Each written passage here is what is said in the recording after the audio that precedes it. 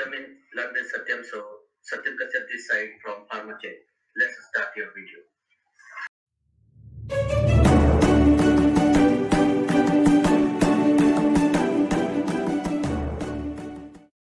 तो चलिए दोस्तों, आज का टॉपिक चालू करते हैं। आज समझते हैं परचेज में एसओपी कैसे बनाते हैं और ये एसओपी वर्क कैसे करती है। तो एसओपी बेसिकली होती क्या है?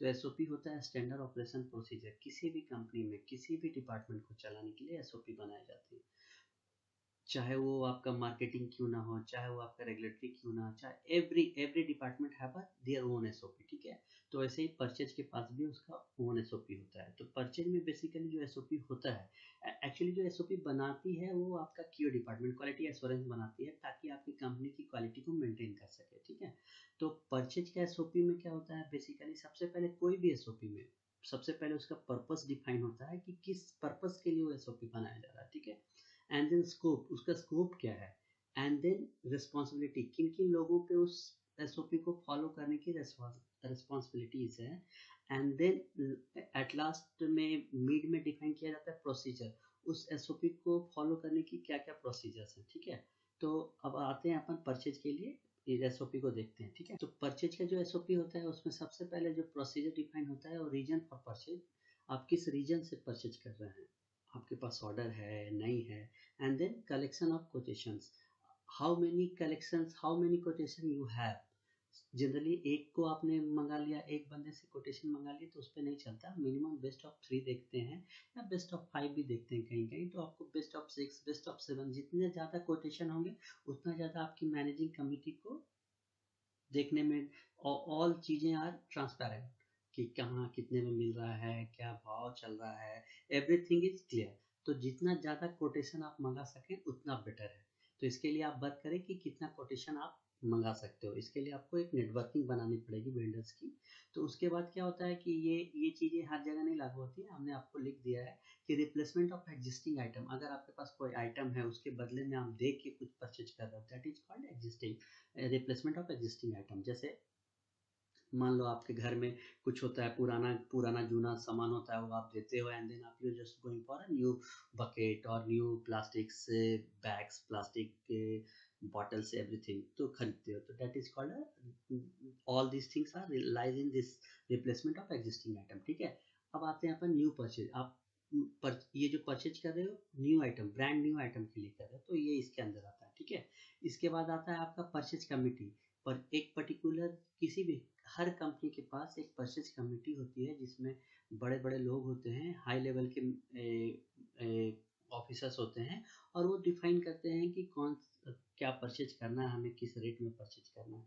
और परचेज के लो लेवल बंदे का काम होता है कि परचेज ऑर्डर प्रिपेयर करे, जो भी सॉफ्टवेयर में, ईआरपी में या एसएपी में, और उसके बाद वो just put all these purchase order regarding with the all relevant documents like quotations, like everything, like all the specification put up करे, और उसके बाद उसको मैनेजमेंट कमेटी को दे दे। ठीक है, तो मैनेजमेंट कमेटी उसका डिसाइड करती है कि क्या लेना है। उसके बाद evaluation of supplier, purchase order आपने प्रिपेयर कर लिए, उसके बाद इवैल्यूएशन मतलब मार्किंग होती है, जो कि क्यूए और परचेज बैठ के करते हैं, और अकाउंट भी आता है कभी कभी इसके अंदर। तो ये क्या करते हैं, ये इवैल्यूएशन करते हैं सप्लायर का according to their delivery, according to their material.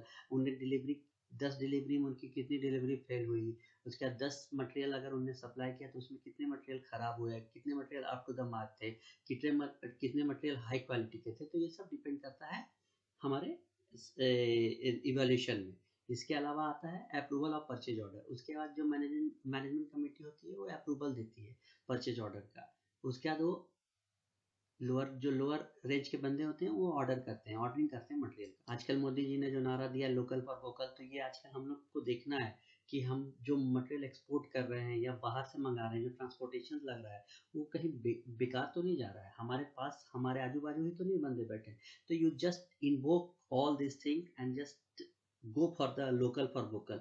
अपने लोकल वेंडर्स को मौका दें, अगर आप मौका नहीं देंगे तो कौन मौका देगा।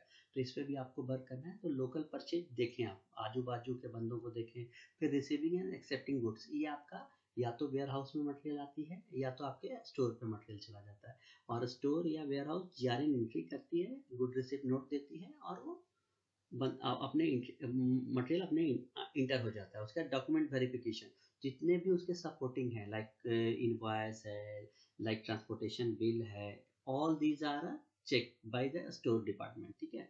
उसके बाद गुड्स को स्टोरेज में रख दिया जाता है, स्टोरेज एरिया में रख दिया जाता है, एंड देन उस एरिया से वो मटेरियल मूव करता है क्वारंटाइन एरिया की तरफ, जहाँ पे वो मटेरियल को रखा जाता है, अच्छे से रखा जाता है, और उसके बाद वहाँ से सैंपल्स क्यूए डिपार्टमेंट सैंपल लेके जाती है क्यूए किसी, और उसके बाद उसका सैंपल का एनालिसिस करके आपको एक रिपोर्ट देती है स्टोर, ठीक है। तो इसके बाद आता है ट्रैकिंग ऑफ गुड्स, उसके बाद स्टॉक अपडेटिंग।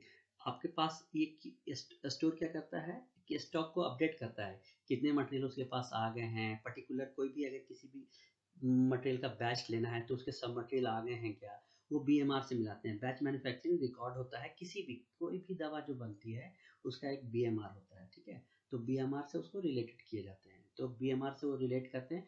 फिर स्टॉक को मेंटेन किया जाता है, हर month wise stock maintenance sheet होती है, जिसको वो स्टोर डिपार्टमेंट मेंटेन करता है, और वो परचेज और अकाउंट के पास हर मंथली बेसिस पे जाती है, ठीक है। उसके बाद आता है स्टॉक वेरिफिकेशन हो गया, उसके बाद स्टॉक मेंटेनेंस हो गया, उसके बाद एक्सपायरी चेकिंग, मटेरियल एक्सपायर्ड है कि नहीं वो रिमार्क करेगी store, near to expiry, expired material आप नहीं काम कर सकते हो, मटेरियल आप तो ले ही है, मटेरियल एजिथ्रोमाइसिन तो है आपके पास, बट एजिथ्रोमाइसिन एक्सपायर हो चुका है।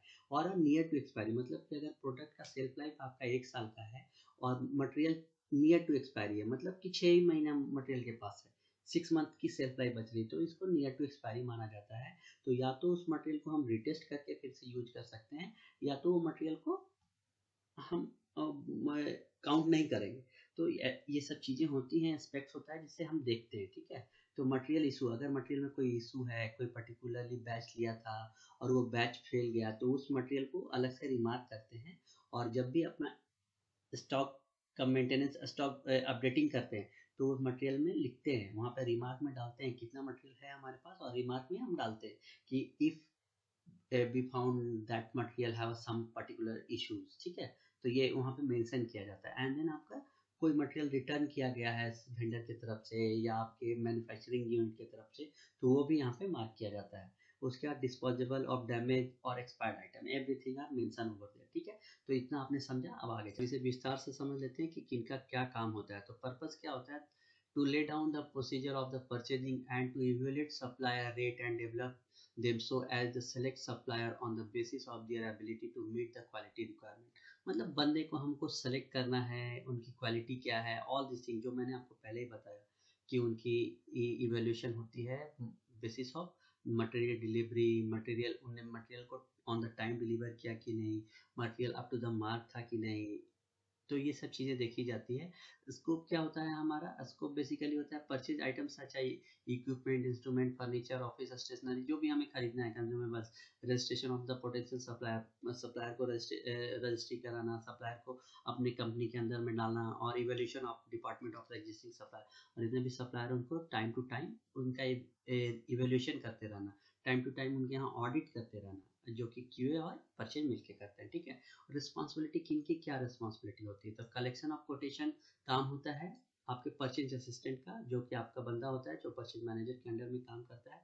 Preparation of purchase order, purchase order तो बेसिकली ये परचेज असिस्टेंट ही बनाते हैं, परचेज मैनेजर क्या करते हैं उस पर साइन करते हैं, उसको वेरीफाई करते हैं, उसका रेट देखते हैं, ओके करते हैं, एंड फाइनेंस डायरेक्टर क्या करता है, अप्रूवल देता है, final approval must goes by the finance director कि हाँ ठीक है गो हेड, ये मटेरियल आप प्रोक्योर करो, इस रेट में प्रोक्योर करो और इस वेंडर से प्रोक्योर करो। तो ये सब चीज़ें कौन करती है, या तो मैनेजिंग डायरेक्टर कंपनी का, या तो आपका VP of the supply chain, और फाइनेंस फाइनेंस डायरेक्टर और फाइनेंस वीपी ऑफ फाइनेंस, ठीक है।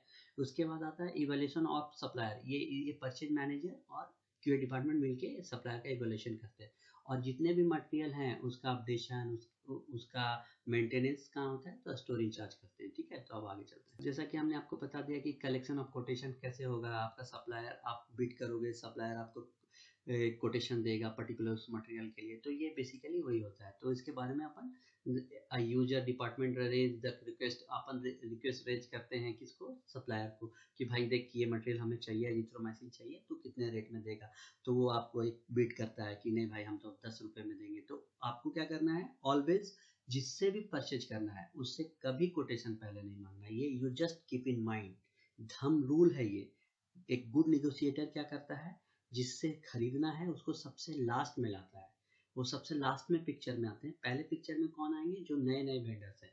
You just search every time, you just search for a new vendor for the existing material. तो उससे क्या होगा, आपको एक बेस्ट रेट मिलेगा, आपको एक टेंटेटिव रेट मिलेगा, मार्केट का एक दायरा पता चलेगा कि इस दायरे में आपका प्रोडक्ट घूम रहा है। मतलब ये प्रोडक्ट का रेट जो है 900 से लेके 2000, 900 से लेके 1100 के बीच में है। तो आप क्या करोगे, पहले आप हार्ड निगोशिएशन कर लो फॉर विथ न्यू सप्लायर कि भाई मेरे को इतने में मटेरियल चाहिए, तू दे रहा है क्या। तो वो आपको बोलेगा नहीं सर इतने में नहीं दे पाऊंगा। तो you just reach the best rate. आप एक बेस्ट रेट पे पहुंचोगे कि नहीं, ठीक है सामने वाला 1000 से नीचे नहीं देगा। Then you goes with your existing supplier जिससे आपको परचेज करना है। तो उससे क्या होगा कि आप उसके साथ बेस्ट निगोशिएशन कर पाओगे, बेस्ट रेट मिलेगा, बेस्ट टाइम फ्रेम मिलेगा, जिसके कारण आपको क्रेडिट टर्म मिलेगा, जिसके कारण आपकी कंपनी को प्रॉफिट होगा। तो ये सब चीज़ों को ध्यान रखना है। तो ठीक है, तो अब आगे चलते हैं। ये मैंने बना के रखा है कि न्यू परचेज करना है तो कैसे करना है।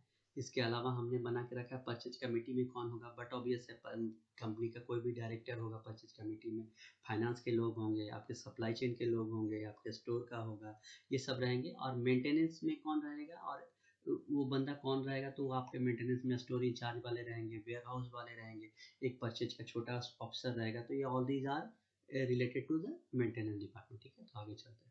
हाँ, और एक चीज़ मैं बीच में आपको बताना चाहता हूँ कि अगर किसी भी बंदे को एसओपी रिलेटेड कोई भी क्यूरी है तो आप हमें कमेंट करें, हम आपको एसओपी बाय मेल आपको प्रोवाइड कराएंगे। और इसके अलावा भी आपकी कोई भी क्यूरी, आप अपने क्वेश्चंस को हमारे कमेंट सेक्शन में लिखिए, हम आपके साथ Q&A करेंगे, क्वेश्चन आंसर का भी सेशन कर लेंगे। यार हम आपके लिए बैठे हैं इधर, रात के 2-2 बजे 3-3 बजे तक अगर वीडियो हम बना रहे हैं तो सिर्फ आपके लिए बना रहे हैं। ठीक है, तो इस चीज़ के लिए आप बिल्कुल भी घबराए ना कि सर ने एक बार दिखाया। अगर आपको इसको अच्छे से सीखना है तो हम इसके बारे में भी Q&A करेंगे। ठीक है, तो परचेज ऑर्डर प्रिपरेशन कौन करता है, आपको हम बता दिया मैंने आपको कि परचेज असिस्टेंट करेगा with the help of purchase manager. इसमें परचेज मैनेजर उनको हेल्प करेंगे कि क्वोटेशन लेने में, इंक्वायरी भेजने में। तो all these things are related to the purchase. और एक मतलब बेस्ट प्रैक्टिस क्या होती है कि बिलो द अमाउंट, मतलब सब आप हर चीज़ के लिए सपोज करिए आपका एमडी चला गया बाहर विदेश दौरे पे है किसी क्लाइंट के साथ, और आपका परचेज ऑर्डर रुका हुआ है कि आपका परचेज ऑर्डर के परचेज कमेटी में तो वही है। तो उससे क्या होगा कि आपका अननेसेसरी का हार्म होगा। तो एक पावर देना चाहिए परचेज ऑर्डर परचेज मैनेजर को कि हाँ बिलो टू 10,000, बिलो टू 20,000, ठीक है यू गो है विदाउट एनी अप्रूवल। तो उससे क्या होगा कि आपकी छोटे छोटे, सपोज करो आपका बीएमआर है, एक बैच बन रहा है जिसमें कि आपका मान लो 700, 800, 1000 रुपए का मटेरियल घट गया। अब अगर वो आप अथॉरिटी नहीं दोगे तो वो बिल ही नहीं, वो पीओ जनरेट ही नहीं कर पाएगा। पीओ जनरेट होके रखा हुआ है काय के लिए भाई, तो अथॉरिटी नहीं है, अथॉरिटी साइन नहीं करेगी तो पीओ जाएगा कैसे, अगर पीओ नहीं जाएगा तो मटेरियल आएगा कैसे। तो ये सब चीज़ों को बेसिकली ध्यान रखा जाता है कि एक बिलो अमाउंट, एक नॉमिनल अमाउंट के लिए हम परचेज मैनेजर को अप्रूव करते हैं, ताकि हमारा smooth function, automated function, company हमारी ऑटो पायलट मोड में रन हो सके। अगर हमारे मैनेजिंग डायरेक्टर या हमारे वीपी, क्या कि हमारे बड़े बड़े जितने भी अफसर होते हैं कंपनी के, वो रेगुलरली मीटिंग्स पे होते हैं, वो रेगुलरली आउटिंग होती है उनकी, तो फिर वो आपका हार्म होगा वर्क। तो इसके लिए क्या है, ये चीज़ें थंब रूल हैं, इसको आप लेके चलें। तो ठीक है, अब आगे चलते हैं। इवैल्यूएशन आपको बताया मैंने कि सप्लायर का कौन करेगा, with the help of QA, purchase, all both department मिलके एक ऑडिट प्लान करेगी और ऑडिट करेगी, उनका इन्वेंट्री चेक करेगी, उनके मटेरियल जो आए हैं उसको एक बार रिव्यू करेगी, उसके अकॉर्डिंगली अपन इवैल्यूएशन करते हैं सप्लायर का। ठीक है, तो एक फार्मूला होता है बेसिकली कि कैसे आप उसको इवेल्युएट कर सकते हैं। तो ये हम बाद में देखेंगे, उसमें 10 एक एग्जांपल मान लिया जाता है, 10 डिलीवरी देखी जाती है, 10 मटेरियल रेटिंग देखी जाती है, ऑल दिस थिंग्स हम इसको और डेप्थ में बाद में समझेंगे कि वो कैसे हम इवेल्युएट करते हैं। वो एसओपी आएगी वेंडर इवेल्यूएशन की, ये एसओपी आपकी परचेज की, वो स्पेशली एक वेंडर इवेल्यूएशन की एसओपी अलग आएगी। ठीक है, तो उसमें हम देखेंगे कि वेंडर को इवेल्युएट कैसे करते हैं। ठीक है, तो अब आगे चलते हैं। परचेज ऑर्डर का अप्रूवल कौन देगा, मैंने आपको बताया है कि आप इसमें एक परचेज कमेटी होती है जो कि अप्रूवल देती है। और मैंने आपको जैसा बताया कि एक बिलो अमाउंट पे आप परचेज ऑर्डर के लिए मैनेजर को अप्रूव करके रखते हो। ठीक है, तो ऑर्डरिंग कैसे करते हैं, एक बार जब साइन हो जाता है परचेज ऑर्डर पे तो वो परचेज ऑर्डर को हम स्कैन करके सप्लायर को, जो सप्लायर हमने चूज किया उस सप्लायर को भेज देते हैं और उनसे एक एक्नॉलेजमेंट ले लेते हैं कि भाई आपको पीओ मिल गया, अब आप मटेरियल कब तक दोगे वो हमें बता दो। तो वो आपको एक टेंटेटिव डेट बताता है कि भाई इस समय तक आपको मटेरियल मिल जाएगा। तो वो डेट आप क्या करते हो, आप पीपीआईसी को बता देते हो कि भाई इस दिन आपका मटेरियल आ जाएगा।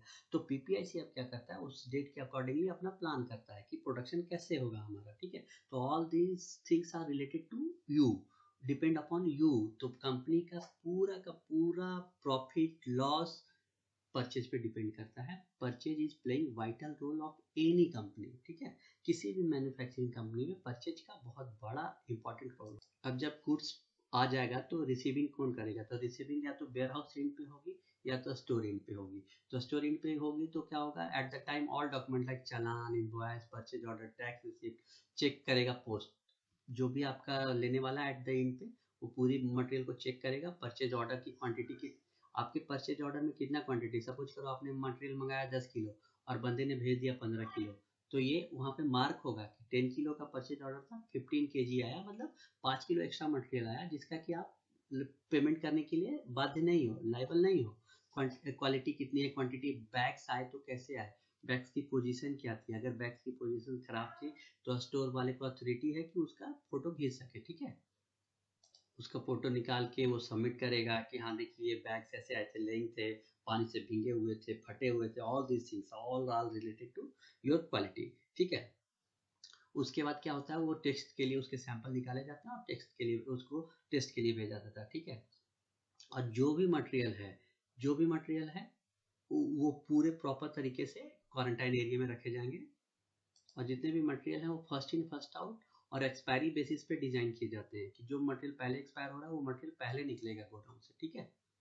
जीआरएन एंट्री में क्या करता है आपका वेयर हाउस वाले जो करते हैं जीआरएन एंट्री करते हैं, वो स्पेशल सॉफ्टवेयर आपका, अगर ईआरपी है तो वेल एंड गुड है, एसएपी है तो वेल एंड गुड है, अदरवाइज बहुत सारे सॉफ्टवेयर आते हैं आज के डेट में जो आपका स्पेशली डिजाइन होते हैं फॉर जीआरएन, वो आपको डीआरएन निकाल के दे देते हैं। तो उसमें आपकी एंट्री हो जाती है, सब डॉक्यूमेंट वेरीफाइड कर लिए जाते हैं और उसके बाद उसे मटेरियल को क्वारंटाइन एरिया में रख दिया जाता है। स्टोरेज हो जाता है उस गुड्स का। स्टोरेज इंचार्ज क्या करता है, responsible for the storage of goods. जो भी स्टोर का इंचार्ज होता है वो रिस्पॉन्सिबल होता है मटेरियल के। Accepted material are taken into the stock and to be placed in proper location. उसको अब क्या है, स्टोर का भी एक अलग एसओपी होता है कि मटेरियल को कैसे रखना है, मटेरियल की दूरी मटेरियल अगर रखे हुए रैक्स अगर बराबर हैं तो रैक्स की दूरी एक दूसरे रैक से कितनी होनी चाहिए। वॉल्स अगर आपका स्टोरेज में वॉल है तो वॉल और रैक के बीच में कितनी दूरी होनी चाहिए। पेस्टिसाइड्स कहाँ कहाँ लगे होने चाहिए, कहाँ कहाँ पे आपका एसओपी, कहाँ कहाँ पे आपका एसओपी लगा होना चाहिए, मटेरियल का पूरा डिटेल लगा होना चाहिए। All this are related to the SOP. तो वेयर हाउस का एसओपी जब हम देखेंगे या स्टोर का एसओपी तो उसमें हम डिटेल से ये सब चीज़ें समझेंगे। तो चलिए आगे चलते हैं। ये हमने एक्स्ट्रा जोड़ दिया है, ये परचेज ऑर्डर, परचेज का एसओपी का पार्ट नहीं है, ये थोड़ा स्टोर का है। तो एक्सपायरी चेकिंग, मटेरियल एक्सपायर है कि नहीं है वो चेक करेगा स्टोर, और उसके बाद उसका पूरा पूरा डिटेल बनाएगा और उसके बाद वो परचेज को पीपीआईसी को बताएगा। उसके बाद मटेरियल जब इशू करने की बारी आएगी, जब ये प्रोडक्शन उस पर्टिकुलर मटेरियल का चालू हो जाएगा, तो आपको मैंने बताया एफआईएफओ, फीफो के फर्स्ट इन फर्स्ट आउट के बिहाफ में होगा, ठीक है। ओल्ड स्टॉक पहले निकाले जाएंगे और न्यू स्टॉक बाद में निकाले। उसके बाद क्या होगा कि material are issue based on the consumption of the end user, कैसा कंजम्पशन है, कितना कितना मटेरियल है, वो सब ऑल दिस पूरा उसका इंडेंट तैयार होता है प्रोडक्शन का, और वो प्रोडक्शन इंडेंट देती है स्टोर को, और स्टोर उस हिसाब से डिस्पेंस करता है मटेरियल। डिस्पेंसिंग एरिया में मटेरियल जाता है, सबसे पहले तो उसका क्वारंटाइन में रहता है। क्वारंटाइन पे जब क्यूए अप्रूव कर देता है कि हाँ मटेरियल ओके है, तो जब मटेरियल क्वारंटाइन में रहता है तो उस पर बैच लगा रहता है ऑन चेक, और उसके बाद जैसे ही मटेरियल अप्रूव हो जाता है तो उस पर बैच लग जाता है अप्रूव्ड। तो उसके बाद वो डिस्पेंसिंग होती है मटेरियल का, और वो मटेरियल फिर प्रोडक्शन के पास चला जाता है, और प्रोडक्शन से मटेरियल बचता है तो रिटर्निंग मटेरियल फिर स्टोर में आता है। अभी तो नॉर्मली देख लेते हैं, if any material return to the store by the department of the by the production, the material receive any visually inspected receive and the stock register. Stock register जो भी चीज होगी बाबा स्टोर से, वो स्टॉक रजिस्टर में maintain होनी चाहिए। Without उसके तो कुछ होना ही नहीं है, मैनिपुलेशन होना ही नहीं है, एक ओवर राइटिंग भी नहीं होनी है। अदरवाइज आपका क्या है, आपका जीएमपी नहीं मिलेगा। जब ऑडिट होगी ना जीएमपी की, गुड मैन्युफैक्चरिंग प्रैक्टिस की, तो जीएमपी में आप बर्बाद हो जाओगे। इसके अलावा जितने भी पिक्स ऑडिट है, नैफडेक है, इसके बाद USFDA, तो ये सब यही चेक करते हैं। आपका स्टॉक रजिस्टर सबसे पहले मंगाया जाता है, तो must be prepare about that कि स्टॉक रजिस्टर में कोई भी ओवर राइटिंग या कोई भी पेज फटे हुए नहीं होने चाहिए। तो ये सब चीज़ें ध्यान रखा जाता है, यही है SOP का कमाल। उसके बाद जो मटेरियल डैमेज हो गया, डिस्पोजेबल हो गया, वो भी आपके स्टॉक में स्टोर में नहीं होना चाहिए। उसका भी एक डिस्पोजेबल होता है जो कि आपको किया जाता है। डिस्पोजेबल एक एग्रीमेंट होती है जो कंपनी होती है, अदरवाइज आप ऐसे डिस्पोज नहीं कर सकते मटेरियल। उनको इंटीमेट करना पड़ता है कि हम ये मटेरियल हमारा एक्सपायर हो गया है, हम इसको क्या कि आप जो भी कर रहे हो आप ये ऑल दीज आर केमिकल, तो ये गवर्नमेंट को आपको बताना पड़ता है कि हम ये मटेरियल को डिस्पोज करने जा रहे हैं। तो उनकी अथॉरिटी आती है और आपका बंदा उसके सामने मटेरियल को डिस्पोज किया जाता है। आप उसको ऐसे करके मतलब चोरी छिपे डिस्पोज नहीं कर सकते हैं। तो all this things are very complicated है और ये इस चीज़ को अपन मतलब एकदम निगरानी में करते हैं, ठीक है। तो ये सब चीज़ें थी। तो आज के लिए बस इतना ही, कल फिर मिलेंगे नए वीडियो के साथ, नई सोच के साथ। तब तक के लिए जय।